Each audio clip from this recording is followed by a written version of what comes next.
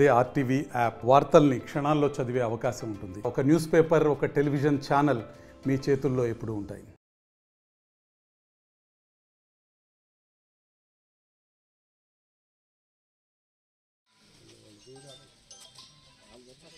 Bro ఇటు వచ్చేయండి ముందుకు వచ్చేయండి.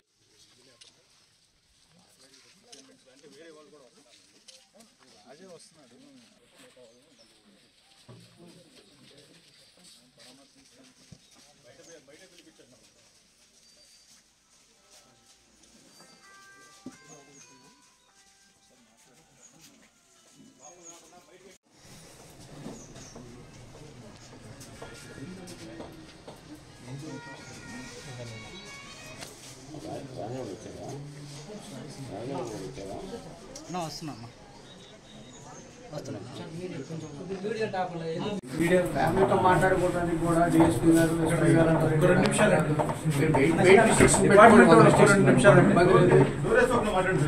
వాళ్ళ ఇంట్లో వచ్చి ఇవాళ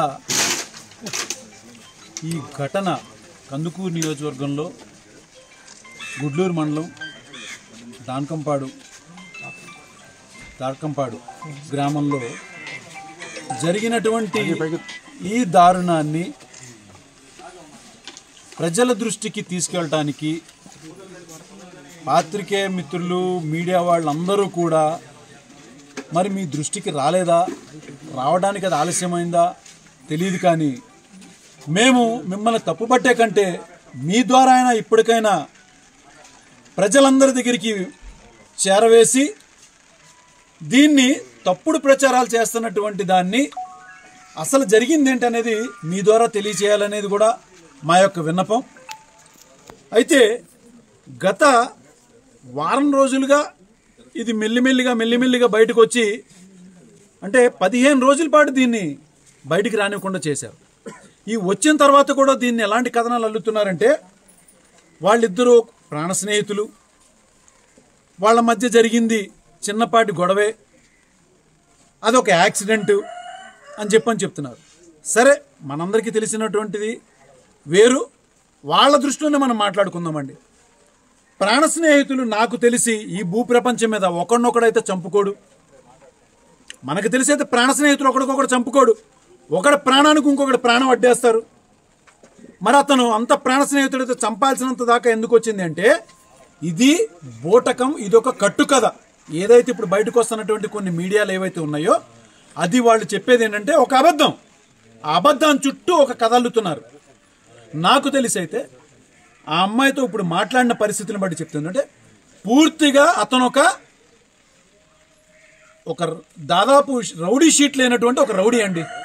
చంపినటువంటి హరిప్రసాద్ వెనకాల అంగబలం, ఆర్థిక బలం, అధికార బలం, మరి అది ఎమ్మెల్యే గారి తరపునే కానీ, వాళ్ళ సామాజిక వర్గం తరపునే కానీ, మరి ఇంకా ఇతరత్ర కారణాల వల్లే కానీ అతను ఆ బలాన్ని చూసుకుని ఈ పని చేసేటువంటి, తన దగ్గర కాంట్రాక్ట్ వర్క్ చేసేటువంటి లక్ష్మీనాయుడు యొక్క భార్యని అనేక రకాలుగా ఇబ్బందులు పెట్టి తన దగ్గరికి రావాలని, తన వశం కావాలని, తను చెప్పిన మాటలు వినాలని, నీ మొగుడు కేవలం నా దగ్గర పని చేసేవాడు మాత్రమే, నేను నీకు కావాల్సినంత ఇస్తానని చెప్పని అసలు ఆవిడ మాటల్లో చెప్తుంటే చాలా బాధ అనిపిస్తుంది.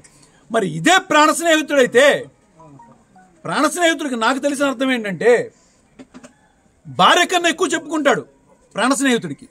మరి అలాంటి ప్రాణ స్నేహితుడు ఇతని ప్రాణాన్ని తీశాడంటే ఎందుకు ప్రాణ స్నేహితుడు అవుతాడండి? ఎందుకు ఈ కట్టు కదా ఇవాళకి నాకు ఆశ్చర్యం వేస్తుంది. ఇన్ని రోజులు బయటికి ఎందుకు రాలేదు?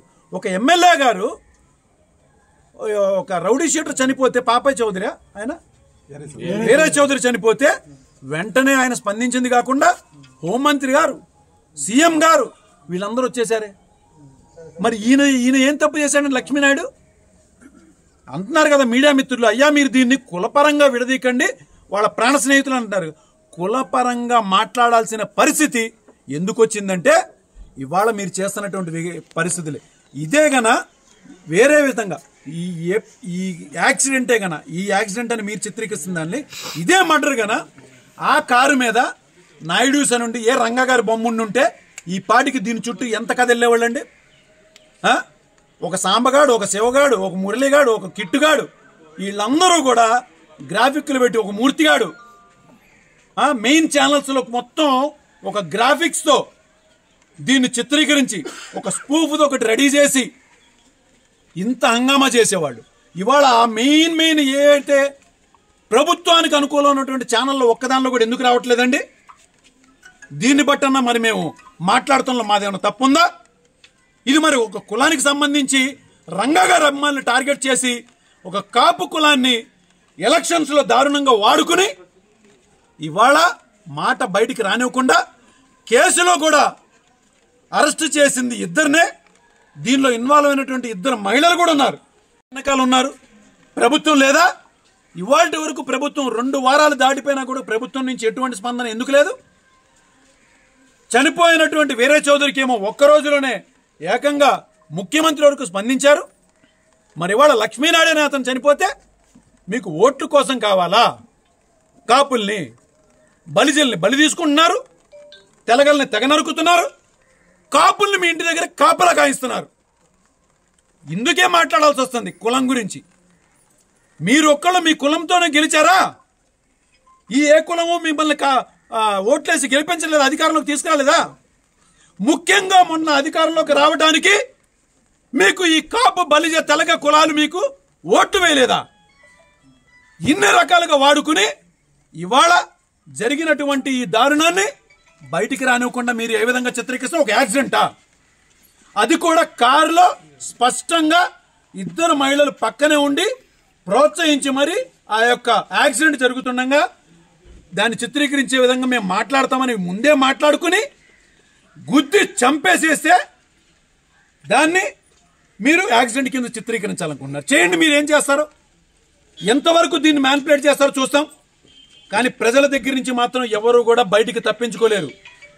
మేమందరం సంఘాల పరంగానే కాదు, రంగా గారి అభిమానులకు ఎక్కడ ఏం జరిగినా కూడా ఆ కుటుంబ సభ్యుడిగా వంగవీటి నరేంద్ర ఎక్కడ అన్యాయం జరిగినా నిలదీస్తామే కాదు, వాడి అంతు చూసేంత వరకు కూడా వాడిని తీసుకుని వెళ్ళి అరెస్ట్ చేసి వాడికి శిక్ష జీవిత ఖైదు పడేంత వరకు కూడా తప్పనిసరిగా వెంటాడుతూనే ఉంటాం. ఎంతవరకు దీన్ని దాస్తారని చెప్పని కూడా మేము అడుగుతాం. ప్రాణ స్నేహితుడు అనేవాడు ప్రాణం తీయడు, ప్రాణాలు ఇస్తాడు. ప్రాణం తీశాడు అంటే వాడు ఒక దుర్మార్గుడు. వాడి యొక్క నేర చరిత్ర ఎంత గొప్పదంటే వాళ్ళ తల్లి బ్రతికుండగానే కూడా వాడు చనిపోయిందని చెప్పి ఇన్సూరెన్స్ క్లెయిమ్ చేశాడు. ఇది మీ మీడియా మిత్రులు ఎంక్వైరీ చేయించండి. మరి పోలీసు వారిని కూడా నేను అడుగుతున్నాను, దయించి మీరు వాడి నేర చరిత్రను తీసుకొచ్చి మీరు ఈ కేసులో సాక్ష్యాల కింద పెట్టండి. ఇప్పటికైనా మించిపోయింది లేదు. ఎవరినైతే మహిళల్ని ఒక నేరం చేసేవాడి కన్నా ఎక్కువ నేరం చేయడానికి ప్రోత్సహించే వాళ్ళది ఇంకా పెద్ద నేరం. మరి అలాంటి పక్క నుండి కారులో కూర్చుని ఈ యొక్క లక్ష్మీనారాయణ కానీ, భార్గవ నాయుడు కానీ, పవన్ నాయుడు కానీ గుద్దుతుంటే ఇంకా గుద్దేసే చంపేసే మన మీదకి వస్తారా వీళ్ళు? మన కులం మీదకి వచ్చి ఇచ్చేస్తారంటే మా ఇంట్లో ఆడవాళ్ళని ఏమైనా చేస్తే మీ దగ్గర తీసుకొచ్చి వదిలేసి వెళ్ళాలా? అంటే మీ ఇంట్లో వదిలేసేయాలా మేము? ఇదే కదా మీరు చెప్తుంది.